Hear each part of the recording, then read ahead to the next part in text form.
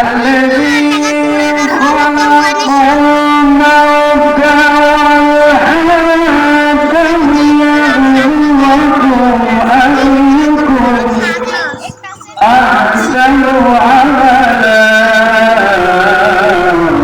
وهو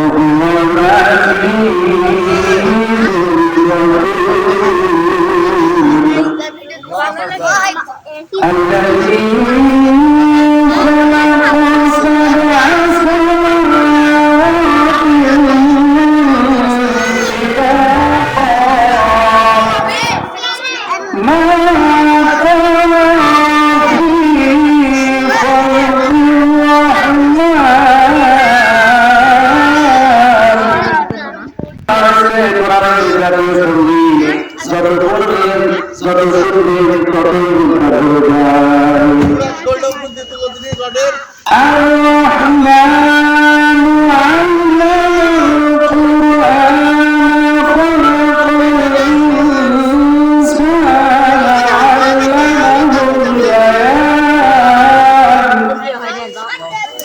الشمس والقمر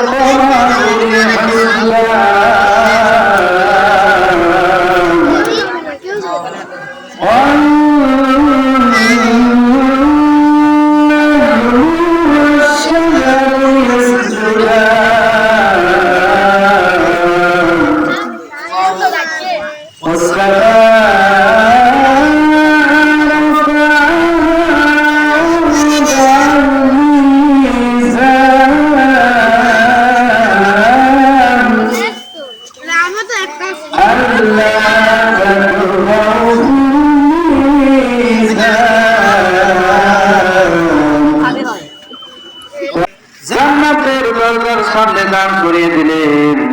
তার সামনে দিয়ে আল্লাহ পাক রব্বুল আলামিন লক্ষ লক্ষ কালিমুল্লাহকে জান্নাত দান করে দিলেন। সুবহানাল্লাহ। হযরত মুসা আলাইহিস সালাম রেখে বললেন, রব্বুল আলামিন, আমি তো মুসা কালিমুল্লাহ, আমি ছাড়ার কোন কালিমুল্লাহ দুনিয়ার জমিনে ছিল না। ওগো আল্লাহ, এরা কারা গো আল্লাহ, এরা কারা? আল্লাহ পাক রব্বুল আলামিন থেকে বলেন, এরা হলো আখেরি নবীর উম্মত, হাফেজে কোরআন। আল্লাহু আকবার বলেন। এরা হলো দুনিয়াতে কোরআন শিক্ষা করেছে, কোরআন তেলাওয়াত করেছে, কোরআনের হাফেজ ছিল। এজন্য আল্লাহ পাক আমি রব্বুল আলামিন এদের সম্মান এত বাড়িয়ে দিয়েছি। মুসা, তোমার সামনে দিয়ে এদেরকে কালিমুল্লাহর কাজ করে জান্নাতের মেহমান হিসেবে জান্নাতে পাঠিয়ে দিলাম। সুবহানাল্লাহ। আমার প্রিয় বন্ধুগণ, হযরত মুসা আলাইহিস সালাম কেঁদে ফেললেন, বললেন, রব্বুল আলামিন, আমি যদি মুসা কালিমুল্লাহ না হয়ে আখেরি নবী জনাবে মুহাম্মদুর রাসূলুল্লাহ সাল্লাল্লাহু আলাইহি ওয়াসাল্লামের উম্মত হতাম, তাহলে আমার জীবন বড় ধন্য হয়ে যেত। আমিও তাদের সাথে জান্নাতে যেতাম। আল্লাহ পাক রব্বুল আলামিন বললেন, মুসা, ও মুসা, তুমি তো জান্নাতি, তুমি তো জান্নাতে যাবে।